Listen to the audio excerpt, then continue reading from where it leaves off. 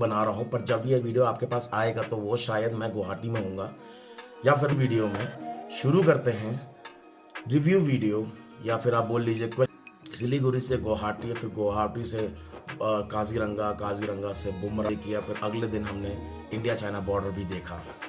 बहुत मज़ा आया, मनोरंजन। निकलते हुए ऊपर सल्चा पास जाइए, वहाँ से नीचे उतर जाइए। मेरी आप बात मानिए तो आप वो रूट आप ज़रूर लेना, क्योंकि सल्चा पास के बाद जो आपको सीनरी और ब्यूटी दिखेगी ना वो मज़ेदार है। इसके बाद ये साथ में परमिट चेक कराया और एंट्री करवाई, और एंट्री करवाने के बाद बुमरीला भाई देखो, मेरे पास ना कॉस्ट के बारे में दो अलग अलग चीज़ें हैं। अब मैं बताता हूँ कैसे। कंपनी ने मुझसे कितना कॉस्ट किया मैं वो बताऊंगा पहले, फिर उसके बाद मेरा कितना कॉस्ट लग गया पूरे ट्रिप का। आपको मालूम पड़ जाता है कि यहाँ पे खाई है, यहाँ पे रोड है, या ये पिला था भाई, मजा आ गया। ये एक अकेला नहीं था, आगे भी और मिले थे, वो भी बताऊंगा। हल्के मेरे को प्यार से बाहर बेट सिम ले लो भाई ट्रिप के लिए, और फिर उसको यूज करके अपना फोन बंद कर।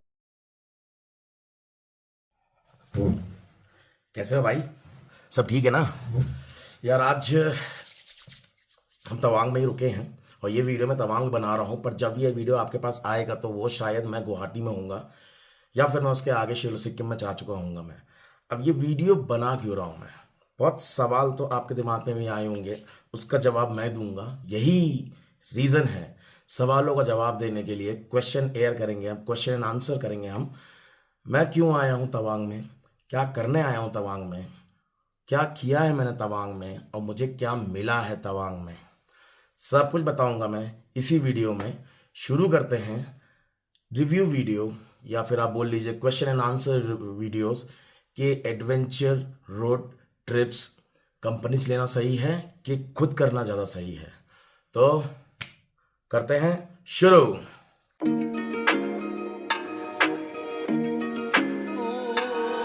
तो पहला सवाल है, मैं एडवेंचर रोड ट्रिप पे जा कहाँ रहा हूँ मैं? वो तो मैं पहले ही बता चुका हूँ कि मैं तवांग जा रहा हूँ, मैं तवांग आया हुआ हूँ मैं, और ये एडवेंचर रोड ट्रिप मैंने प्लान किया है।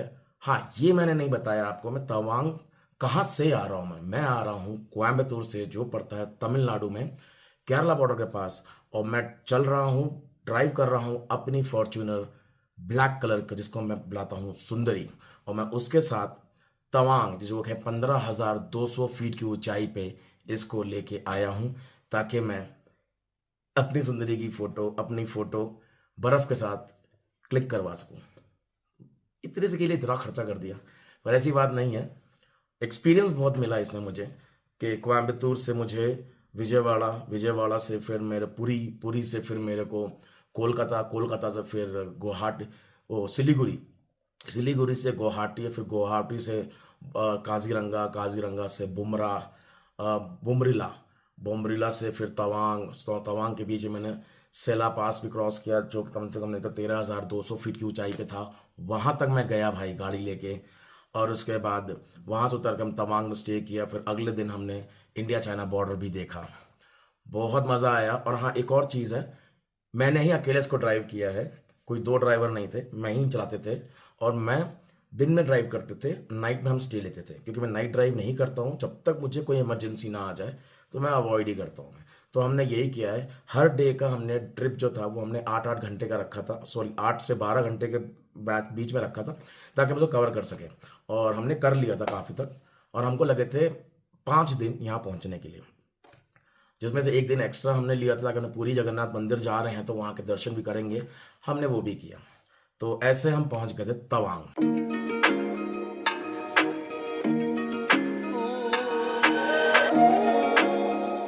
अब तीसरा सवाल ये आता है, पहला ही है, दूसरा है ना ये? अच्छा, दूसरा सवाल ये आता है, ये किस तरीके का रोड ट्रिप था? तो ये एक्चुअल में क्या, बाइकर रोड ट्रिप था, adventurous biker adventurous road trip था। तो जब मैंने, जो कंपनी इसको ऑर्गेनाइज करी थी उसका नाम था बैकपैक क्लैन। इंस्टाग्राम आईडी मैं यहाँ पे लगा दूंगा, आप उनसे कांटेक्ट कर सकते हैं। मैंने उनको संपर्क किया था, उनके रील के थ्रू संपर्क किया था, कि मैंने बोला था कि मुझे भी रोड ट्रिप करना है, बट मैं अपनी कार से करूंगा, मैं बाइक से नहीं करूंगा।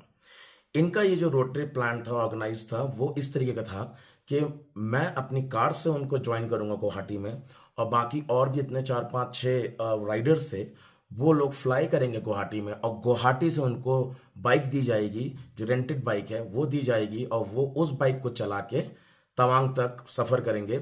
जो फिर मैं पीछे चल रहा हूँ अपनी गाड़ी लेके, वो लोग अपने आप बाइक लेके आगे चल रहे थे। तो इस तरीके से ये रोड ट्रिप प्लान किया था। बहुत फैसिनेटिंग था, एडवेंचरस इसलिए था क्योंकि कुछ कुछ जगहों पे, जैसे हमने अरुणाचल में एंटर किया ना, तो वहाँ पे कुछ कुछ जगहों पे ऐसा था कि रात में हम ड्राइव कर रहे थे और हमको रास्ता दिख ही नहीं रहा था। मतलब इस ट्रिप में उनके पास एक सपोर्ट कार थी, तो हमने क्या किया कि मैंने अपनी कार आगे ले ली, क्योंकि मेरे पास फॉगर डी फॉगर्स और फॉग लैम्प्स थी, और पीछे उसके वो सपोर्ट कार चल रही थी कि मान लो कोई भी बाइकर अगर छूट जाता है तो वो सपोर्ट उसको लेके आगे बढ़ती रहेगी और कांटेक्ट कनेक्ट बनाती रहेगी। तो इस तरीके का ये एडवेंचर रोड ट्रिप था, तो जो हमने कंप्लीट करा था इस ट्रिप में।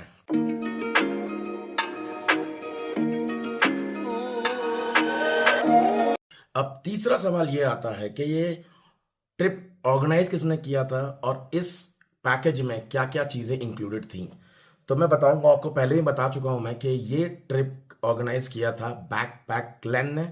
इनका इंस्टाग्राम आईडी मैं फिर से नीचे लगा दूंगा, आपको डिस्क्रिप्शन में मिल जाएगा और कमेंट में पिंग भी कर दूंगा मैं, आप उनसे संपर्क कर सकते हैं।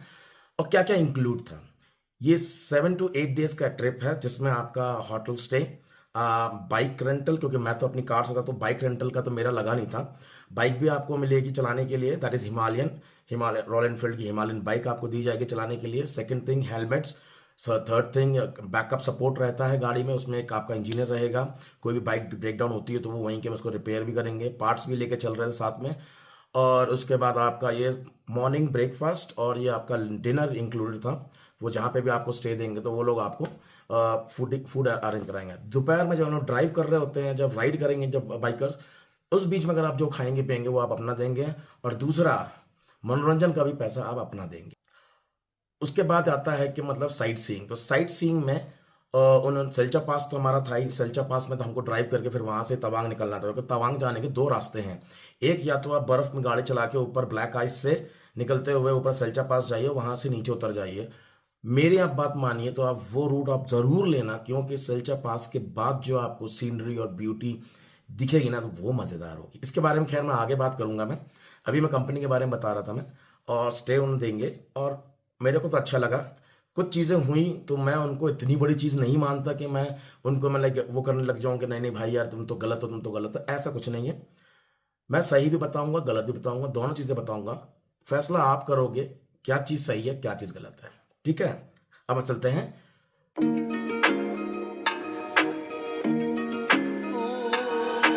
तो चौथा क्वेश्चन ये है कि ये कितने दिन का था। तो मैं पहले ही बता चुका हूं, मैं सब कुछ पहले ही बता देता हूं, मैं फिर बोलता हूँ लाइक क्वेश्चन क्यों लगाया है मैंने।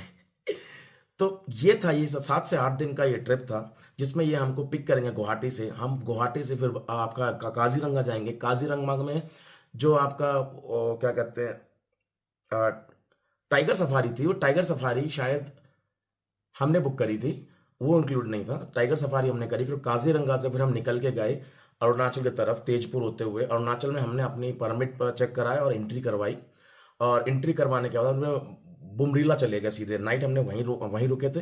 फिर बुमरीला से निकले तो फिर हम जल्दी निकले, क्योंकि सेला पास कभी कभी होता है कि मौसम बिगड़ने से वो ऊपर की एंट्री बंद कर देते हैं।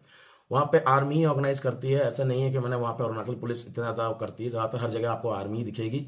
एक टिप दूंगा मैं आपको, अगर आपको कहीं आर्मी दिख रही है तो ना तो आप उनकी वीडियो बनाइए, ना तो आप उनकी फ़ोटो खींचिए। अगर उनसे पूछ लीजिए, अगर वो रेडी है खिंचवाने के लिए तभी खींचिएगा, नहीं तो आप मत खींचिएगा।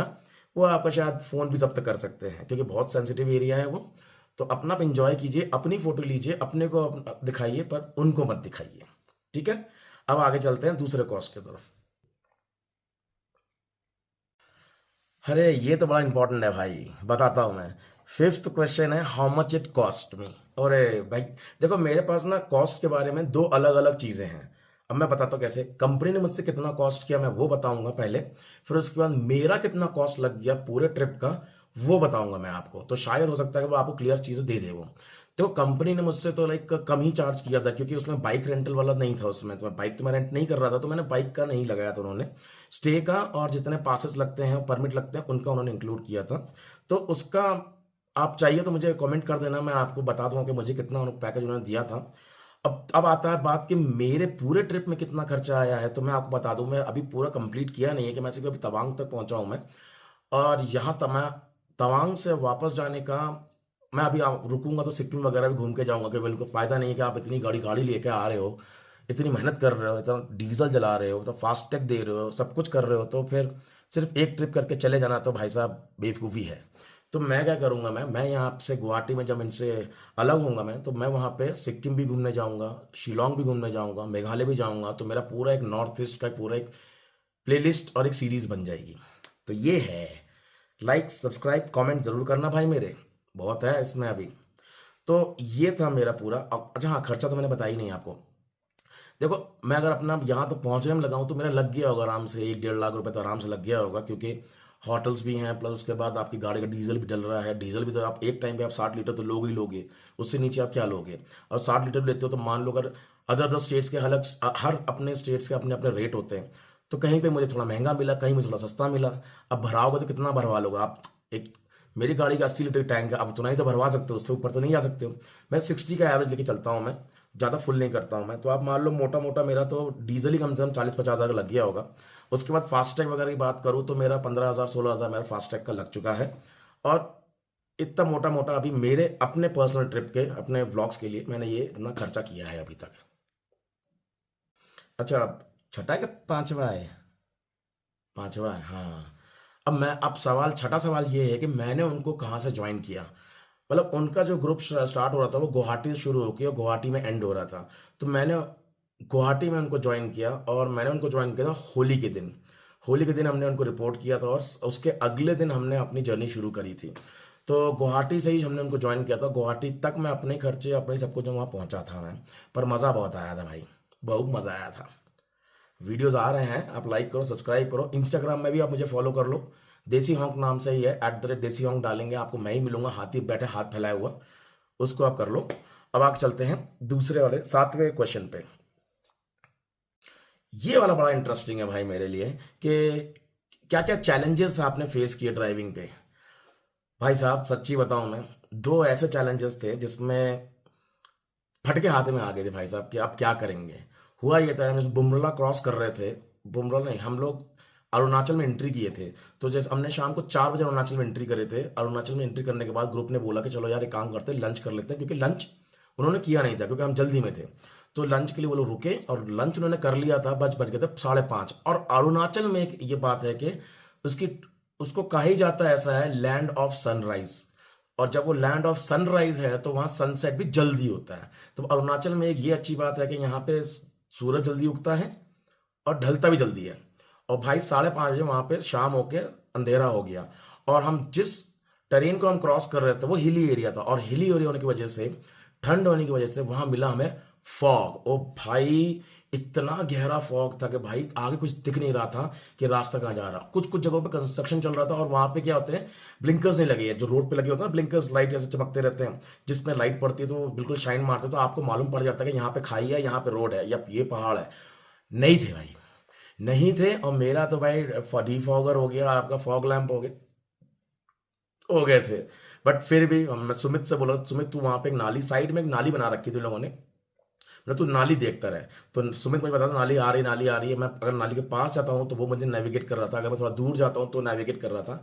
और वो सारी बाइक्स ना मेरी कार को फॉलो कर रही थी, और मैं सबसे आगे चल रहा था। इतना एडवेंचरस था, इतना चैलेंजिंग था ना उस पैच में, और उस पूरे रास्ते को कवर करने के लिए। हमारी स्पीड 10-12, 10-12, 10-12 से ऊपर जा ही नहीं रही थी, बट बहुत था, कोऑर्डिनेशन अच्छा था हम सबका। तो हम सब एक दूसरे से मिल के आगे चल रहे थे। और जब आप पहाड़ पर चलते हो तो जब आप ज़्यादा ब्रेक मारते हो तो आपका ब्रेक कभी कोई फेल भी हो जाते हैं, काम करना बंद कर देते हैं, तो आपको स्टॉप भी लेना पड़ता है। अगर आप आगे चल रहे हो तो पीछे रुक गया ना, शायद हो सकता है आपको ना दिखे, तो फिर आपको देखना पड़ता है।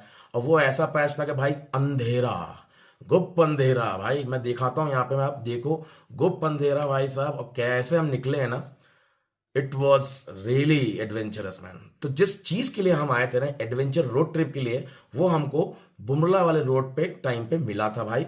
मजा आ गया। ये एक अकेला नहीं था, आगे भी और मिले थे, वो भी बताऊंगा मैं। फिर दूसरा ये चैलेंज आया था कि जब हम लोग सेला पास पे चढ़ाई कर रहे थे, तो वहां पे क्या बर्फ गिरी हुई थी। अब बर्फ गिरने की वजह से क्या वहां पे ब्लैक आइस बन गई थी। अब ब्लैक आइस का प्रॉब्लम ये होता है कि उसमें क्या होता है, टायर स्लिप मारते हैं, टायर को ग्रिप नहीं मिलती है। जब टायर को ग्रिप नहीं मिलती ना, तो वो ऐसे स्लिप स्लिप स्लिप करते हैं। तो उसमें दो ही ऑप्शन बचते हैं, या तो आप टायर को हवा कम कर दो, या फिर आप ना चेन बांध दो। अब भाई कार पे तो बांध लोगे, फिर बाइक पे कैसे बांधोगे भाई। अब प्रॉब्लम यही हो रही थी भाई साहब के जो कारें जो फ्रंट व्हील ड्राइव की थी वो भी स्लिप मार रही थी, और बाइक तो भाई साहब स्लिप ही मार, और बाइक को कंट्रोल करना बहुत मुश्किल था। हमारे को प्रॉब्लम नहीं हुई कि भाई साहब, हम तो भाई सुंदरी को, टोयोटा फॉर्च्यूनर को लगाया 4 लो पे और दबा दिया बस, और छोड़ दिया और निकाल के मेरे को प्यार से बाहर ले गई। तो ये 2 चैलेंज आए थे, बड़ा मजा आया था, और याद रहेगा, यादगार बनेंगे, आगे बढ़ेंगे। अगले सवाल के लिए चुपक जा। अब जो 9th सवाल ये है कि लाइक तवांग के बारे में बताओ, वहाँ पे कुछ और चीज़ें हो, टिप्स हो, वो बताओ। तो मैं चलो बता देता हूँ। मैं, जो लोग मुझे पहली बार देख रहे हैं और जिन लोगों ने और की भी देखे होंगे, उनका भी देख रहे हैं तो भाई उनका भी देखा होगा। मेरा अपना पर्सनल एक्सपीरियंस बताता हूँ मैं। पहली बात, यहाँ पे ना सिर्फ एयरटेल और वोडाफोन के नेटवर्क आते हैं तवांग में, और आपको जियो नहीं मिलेगा। सिर्फ यहाँ पे आपको एयरटेल का नेटवर्क मिलेगा। यदि अगर आपके पास एयरटेल पोस्ट पेड का कनेक्शन है, एयरटेल प्रीपेड कनेक्शन है, तो आप आइए, तब आप यहाँ पे इंटरनेट यूज़ और अच्छे से आप अपना, अगर ब्लॉगर है तो वो आपके लिए बहुत बहुत इंपॉर्टेंट चीज़ है। क्योंकि काफ़ी होटल्स में आपको वाईफाई शायद ना मिले, सारे अच्छे बड़े और स्टैंडर्ड होटल्स में मिलते हैं, एटलीस्ट 3-4 स्टार में मिलेंगे, क्योंकि मेरे पास जो होटल्स आए थे उनमें वाईफाई नहीं थे। दूसरी बात, ये जो परमिट बनता है ना आपकी एंट्री का, क्योंकि एक सिक्किम में भी कुछ एरियाज में परमिट बनता है और यहाँ पे भी एक परमिट बनता है, वो परमिट आपकी गाड़ी का बनेगा, और ये बहुत इंपॉर्टेंट चीज़ है, आप इसको ध्यान रखिएगा। परमिट आपकी गाड़ी का तभी बनेगा जब आपकी गाड़ी आपके नाम पे हो, लाइसेंस आपके नाम पे हो। यदि अगर गाड़ी आपके नाम पे नहीं है, जैसे पापा मम्मी भाई उसके गाड़ी लेके आ गए हो, तो भाई साहब आपको आपकी गाड़ी नहीं चलाने को मिलेगी कुछ एरियाज में। तो आप ये ध्यान रखना, अपनी गाड़ी लेके आना, ठीक है। और तीसरा क्या था, मैं भूल गया। हाँ, यहाँ पे जैसे इंटरनेट नहीं है तो आप गूगल पे नहीं पे कर पाओगे, तो फिर आप, या फिर आप एक कैश रखना अपने हाथ में। दूसरा इंपॉर्टेंट है, मैं तो बोल रहा हूँ ना, कैश रखने से जरूरत है, आप एयरटेल का प्रीपेड सिम ले लो भाई ट्रिप के लिए, और फिर उसका यूज़ करके अपना उसको बंद कर दो या यूज़ करना आगे। क्योंकि अगर आप ऐसे ट्रिप्स को पसंद करते हैं और आप जाते हैं, तो आप नॉर्थ ईस्ट में अगर आप जाते हैं तो वो सिम आपके लिए बहुत हेल्पफुल रहेगा। नहीं तो फिर आप तो जी पे वी पे आपको कुछ चलेगा नहीं, फिर आप कैश पे डिपेंडेंट हो जाओगे सब जगह। और कितना कैश लाद लोगे भाई, 10 लाख, 10,000, 15,000, 20,000, 40,000, 50,000 लगेगा ही कैश तो कहीं ना कहीं। तो ये चीज़ है। और तीसरी चीज़ है कि अगर आप कॉमेडी वाली चीज़ है, अगर आप इंडिया चाइना बॉर्डर देखने जा रहे हैं और आपके हाथ में एयरटेल का सिम है, वोडाफोन का सिम है, और आप वहाँ पे बॉर्डर पे गए, तो भाई साहब चांसेस 100% चांसेस है कि आपका फ़ोन ना चाइना का नेटवर्क पकड़ लेगा। और चाइना का नेटवर्क पकड़ते ही ना, वो फिर आपको इंटरनेशनल रोमिंग पे डाल देगा। और इंटरनेशनल रोमिंग पे अगर आप व्हाट्सअप भी आते हैं और आप व्हाट्सअप भेजते भी ना, तो वो आपके इंटरनेशनल चार्जेस लगा देगा। मेरे लगाए थे भाई, मेरा वाला आईफोन ने वो पकड़ लिया था चाइना का नेटवर्क, और उसमें मेरे को 700 रुपये का चार्ज मेरे को लगा दिया था। फिर ठीक है, फिर उसके बाद तो मैसेज आया शाम को, तो मैंने, फिर उन्होंने बोला कि नहीं, इसे कॉम्प्लीमेंट्री दे रहे हैं। तो मैं, ध्यान रखना कि आपको अगर इस चीज़ से बचना है, तो आप वहाँ तो वैसे ही फ़ोन अलाउड नहीं है, तो आप अपना फ़ोन निकालते ही नहीं है, तो आप उसको फ्लाइट मोड पे ही डाल दो। हाँ, अगर आपको देखना है कि आपके फ़ोन में चाइना का नेटवर्क कैसे लिख के आता है, कर ले भाई। फिर वो पकड़ेगा तो फिर तो तुम्हें पे करना पड़ेगा। तो आपको नहीं पता बैकग्राउंड में कौन इंटरनेट यूज़ कर रहा है, कौन सी एप्लीकेशन बैकग्राउंड में आपकी यूज़ कर रहा है। पर एनीवेज, ये अच्छा एक्सपीरियंस था। दूसरी ये बात, यहाँ ठंड बहुत है भाई, यहाँ पे -6 भी जाता है, -7 भी जाता है, तो प्रिपेयर होके जाना। होटल पहले देख लेना कि भाई ऑनलाइन में कि वो होटल में गीज़र हीटर वगैरह मिल रहा है कि नहीं मिल रहा है, और वो चल रहा है कि नहीं चल रहा है। ये सबसे बड़ी इंपॉर्टेंट चीज़ है, आप उसको अच्छे से टेस्ट जूस्ट करके आना। ट्रैवलिंग में अक्सर ऐसा होता है, क्योंकि मैं तो ट्रैवलर हूँ, मैं व्लॉग्स बनाता हूँ मैं, तो मेरे को भी अक्सर काफ़ी बार ऐसा एक्सपीरियंस होता है रियल टाइम में, फिर उसको सॉल्व भी किया जाता है, और जो ऑर्गेनाइजर्स हैं वो सॉल्व करने की पूरी कोशिश भी करते हैं। तो अच्छा है, अगले सवाल चलते हैं। अब हो गया ना अब इतना, और क्या तो कुछ था क्या, और क्या बोलो तुम्हें, सारे तो कवर कर लिए मैंने। आगे बढ़ते हैं फिर। और कौन सवाल रह गया भाई। अरे, ये तो सुंदरी के बारे में हमारे। तो ये सवाल है आपका 11वां सवाल है, नहीं 10वां सवाल है, देख लेना भाई अपने आगे पीछे करके। इसमें है कि टोयोटा फॉर्च्यूनर का परफॉर्मेंस कैसा रहा कोयम्बतूर से लेकर तवांग तक। मैं आपको ये बताऊं, मैं वैसे तो बोलना ही क्या है, सबको पता है कि लाइक टोयोटा फॉर्च्यूनर तो भाई उसके कहीं मुकाबला ही नहीं है। मैं नहीं जानना चाहता कि लाइक थार और लाइक फॉर्च्यूनर का डिफरेंस में, और ये क्या है वो क्या है, वो उसका बाप है, मुझे इसमें नहीं पढ़ना है। मेरे पास फॉर्च्यूनर है, मैं अपनी गाड़ी का रिव्यू दे रहा हूँ मैं। भाई मेरा परफॉर्मेंस की बारी बात करो तो मैंने इसका एवरेज निकाला है 13। चौंक गए, हाँ जी, 13 निकाला है। और इसमें मैंने जो फ्यूल भरवाया है वो इंडियन ऑयल से भरवाता हूँ मैं, तो इंडियन ऑयल का मैंने 95 आपका 95 एक्स्ट्रा ग्रीन भरवाता हूँ मैं। और कहीं कहीं मुझे एक्स्ट्रा ग्रीन नहीं मिला है तो भारत और इन सबको भी मैंने यूज़ किया है, तब भी मुझे 13.2 तक मुझे इसमें एवरेज मिला है। अब बात आती है, ये तो हाईवे पे मिला है मुझे, तो उसके आगे जब ट्रेन पे और उस पे कितना मिला है, तो उसमें मुझे सिर्फ डिफरेंस लाइक 3 या 4 का ही डिफरेंस लगा है। जैसे कि 12.8 का मुझे अब भी मुझे मिल रहा है, जब ये गाड़ी अब तवांग में खड़ी है तो अभी मुझे 12.8 का मिला है उसमें। और मैंने उसको हर ट्रेन पे चलाया है, लो फोर चलाया है, हर चीज़ में चलाया है। और जब मैंने इसको स्टार्ट किया था, अपनी जर्नी स्टार्ट की, तब इसकी 5200 किलोमीटर्स कवर हो चुके थे। हाँ, ब्रांड न्यू थी। तो मैंने सोचा इसकी सर्विसिंग मैं गुवाहाटी में करवाऊंगा। तो जो गुवाहाटी मैंने सर्विसिंग कराई थी वो था 8200 किलोमीटर पे करवाई थी। सर्विसिंग में उन्होंने मेरे को सब कुछ अच्छे से करके दिया, और सबको टायर रोटेशन मैंने बोला, तो मैंने सोचा कि मैं वापस आकर करवा लूंगा मैं, या फिर मैं अपना कोयम्बतूर में ही करवा लूंगा मैं। हाँ, बैलेंसिंग एंड अलाइनमेंट करवाना ज़रूरी है, वो मैं गुवाहाटी में करवा लूंगा मैं। और रही बात परफॉर्मेंस की, तो भाई साहब इसने हर जगह अपने आप को ना खरा साबित किया है। ये मैं आपको खुल के बोल सकता हूँ मैं। मुझे इस पे इतना भरोसा हो गया है कि ये मुझे कहीं धोखा देगी नहीं, और इतना भरोसा हो गया है ये कहीं भी फंसूंगा ना, निकाल जरूर लाएगी। चाहे चाहे अगला अगला टायर अगर गड्ढे में भी गिर जाए पहाड़ के आधे से, बाकी 3 टायर अगर ज़मीन पे हैं तो ये मुझे निकाल लाएगी। इतना भरोसा मुझे हो गया है। और टोयोटा की मैं इसी चीज़ से बोलता हूँ, फॉर्च्यूनर इज़ दी बेस्ट। ये मेरा पॉइंट ऑफ व्यू है, मैं किसी थार को या किसी और को नहीं बोल रहा हूँ मैं, मेरा पॉइंट ऑफ व्यू है। तो अब बढ़ते हैं अगले सवाल पे। ये वाला सवाल ही बड़ा इंटरेस्टिंग है भाई, कि ग्रुप एडवेंचर रोड ट्रिप के फायदे क्या मिले मुझे, अगर एज अ यूट्यूबर हूँ तो मुझे क्या मिले। देखो, मुझे क्या फ़ायदा मिला, पहली बात तो मैंने नॉर्थ ईस्ट कभी किया नहीं था, और मुझे जितने वीडियोस देखे हैं नोमैडिक इंडियंस के देखे हैं और 2-3 के देखे हैं मैंने, तो उनसे मैंने जानकारी कलेक्ट करी थी कि भाई, फिर मैंने डिसाइड किया कि यार अकेले जाना ठीक नहीं है, क्योंकि परमिट कहाँ बनवाना है, कैसे बनवाना है, क्या करना है, क्यों करना है। तो मैं ग्रुप में ही चाहता हूँ मैं, तो ग्रुप में ऑर्गेनाइजर ही देख लेगा हमारा सब कुछ, मैं सिर्फ गाड़ी लेके पहुंच जाऊंगा, तो मेरे पहुंचने तक सब कुछ रेडी होगा, जैसे परमिट और सब कुछ रेडी होगा, हमें ढूंढना नहीं पड़ेगा। और उनको रूट पता होते हैं, तो हम कहीं ऐसा ना हो कि कहीं और चले जाए तो भाई साहब India Pakistan sorry India China border पहुंच जाए। तो वो भी सब देख दाख के मैंने ऑर्गेनाइजर्स का चल के, ये पहली बार जा रहे हैं तो हम ना ग्रुप में जाएंगे और ग्रुप में ये ट्रिप करेंगे। अब ग्रुप में जाने का फायदा क्या हुआ, देखो ऐसा है, ग्रुप में ना बहुत तरह के लोग होते हैं। कुछ लोग रिजर्व होते हैं, कुछ लोग क्या तो सिर्फ अपनी बाइक को राइड एंजॉय करने आते हैं, और कुछ लोग ऐसे होते हैं कि जो एक्चुअल में पूरे राइड को एंजॉय करते हैं। ऐसे मुझे 2-3 सारे ही मिले मुझे ऐसे। और जब हमने राइड शुरू करी, फिर जो मस्ती हुई, फिर जो दोस्त बने, अलग अलग जगह से लोग से आए थे, जैसे कि एबिन था वो केरला से आया था, और उसके बाद सैम है, सैम तमिलनाडु वेल्लूर से आया था। उसके बाद पूजा शिवानी है, वो एमपी से ज्वाइन करी थी। उसके बाद दिनेश था, वो महाराष्ट्र से आया था। तो ऐसे करके हम तमिलनाडु से थे, कोयम्बतूर से, सुमित दिल्ली से आया था। और आदित्य जो हमारा कैप्टन था, वो बहुत बढ़िया आदमी था भाई, बहुत समझदार था, हर चीज़ को टैकल करने की कोशिश करता था कैसे भी करके, वो बहुत काम भी है वो हमें गाइड करके यहाँ पे लेके आया। तो इस ग्रुप में हमें कितने लोग, कितने जानकारियाँ हुई हैं। और जब यूट्यूबर के पॉइंट ऑफ व्यूज़ देखो तो भाई साहब, जब आप ग्रुप में जाते हो ना, तो कंटेंट बहुत आता है, बहुत जानकारियाँ शेयर होती हैं, कि उनमें से 3-4 तो ऐसे थे जिन्होंने लाइक 4-4 5-5 कंट्रीज ऑलरेडी कर चुके हैं। तो मैं भी अगर अपनी इंटरनेशनल सीरीज शुरू करूंगा तो उनसे भी टिप लूंगा मैं।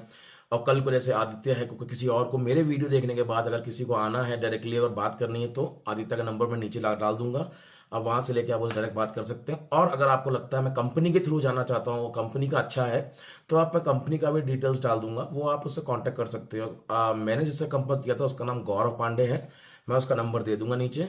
गौरव पांडे ने बहुत अच्छे से हेल्प करा, बहुत चीज़ें थी। कुछ ऑर्गेनाइजर्स ऑपरेशनल्स में कुछ लोग तो थे, पर मैं उनका नाम नहीं लेना चाहता, और मेरा कोई ग्रजेस भी नहीं है उनसे। मैं क्लियर कट हूँ मैं। तो गौरव ने काफ़ी हेल्प करी है, तो मैं गौरव का ही आपको दूंगा, मैं, आप वो सेल्स से है और आप उससे बात कर सकते हो। अब आगे चलते हैं दूसरे क्वेश्चन पे।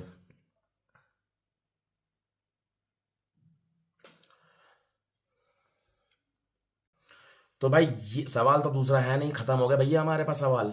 तो अब हम करते हैं क्लोजर। तो भाई ये देखो, ये था मेरा क्वेश्चन एंड एयर रिव्यू, समझ लो इसको आप, टिप समझ लो आप इसको, आप किस जो जैसा आप समझ सकते हो वैसा समझ लो, कि जानकारी दे रहा हूँ आपको। अगर आप नॉर्थ ईस्ट का ट्रिप प्लान कर रहे हैं कार से या किसी चीज़ से, तो आपको ये वीडियो आपको बहुत हेल्पफुल रहेगा। मेरे को तो ये ट्रिप बहुत अच्छा रहा, मैंने काफ़ी कंटेंट निकाला है। हाँ, इंटरनेट नहीं होने की वजह से तो मेरे को अभी अपलोडिंग नहीं हो पा रही है। आप मुझे फॉलो कर लो इंस्टाग्राम पे, क्योंकि इंस्टाग्राम पे मैं बहुत सारे रियल अपडेट्स डालता रहता हूँ मैं, जहाँ मुझे मिलता है। और यूट्यूब के वीडियोस एडिट करना पड़ता है, बहुत टाइम लगता है ना, तो वो अपना थक जाते हो कि शाम को फिर आप ये कहते हैं सेग्रीगेट करते हैं सारे वीडियोस और शॉर्ट्स को। फिर जहाँ एकदम रुकेंगे 2 दिन के लिए, फिर रेस्ट करेंगे, फिर वहाँ पे सारा वीडियोस बना के रेडी करके डालेंगे। और फिर जहाँ कहीं हमें अच्छा स्पीड वाला इंटरनेट मिलेगा तो वहाँ मैक्सिमम अपलोड कर देंगे। तो अभी जब तक मैं वीडियो अभी बना रहा हूँ ना, तो मेरा अभी तो पूरी तक का ही हुआ है, तो कोलकाता का भी, पुरी से कोलकाता का मुझे अपलोड करना है, फिर कोलकाता से सिलीगुड़ी अपलोड करना है, फिर सिलीगुड़ी से आपका ये गुवाहाटी अपलोड करना है। मेरा ट्रिप में मैं ये नहीं करता कि मैं सारे बना के मैं घर में जाके सबको अपलोड करूं, नहीं। मैं क्या करता हूं, मैं सारे, कोशिश ये करती है मेरी कि मैं सबको अपलोड करता जाऊं। और एक प्लेलिस्ट बना रखी है नॉर्थ ईस्ट रोड ट्रिप की, उसमें आपको सारे वीडियोस एक साथ मिल जाएंगे। तो चलिए भैया, मेरी तरफ से राम राम। पैसा बहुत खर्च कर लिया, अब कुछ कमा भी लें, तो अब निकलेंगे यहाँ से हम गुवाहाटी के लिए। आज ससुर में घूमने गया है, तो ये हमारा क्वेश्चन का वीडियो बना रहा था मैं। लाइक कर देना, कमेंट कर देना, सब्सक्राइब कर देना। मेहनत बहुत लगी है, फाइनेंशियली भी, फिजिकली भी। और सपोर्ट इसमें मैं अपनी बीवी पूनम का बोलूँगा, उसने मेरे को बहुत सपोर्ट दिया है कि मैं ये कर पाता हूँ मैं, क्योंकि मेरे को एक चाहत है, अपने ड्रीम्स अगर आप पूरे नहीं करोगे तो फिर आप क्या ही कर सकते हो फिर। Thank you, love you Poonam.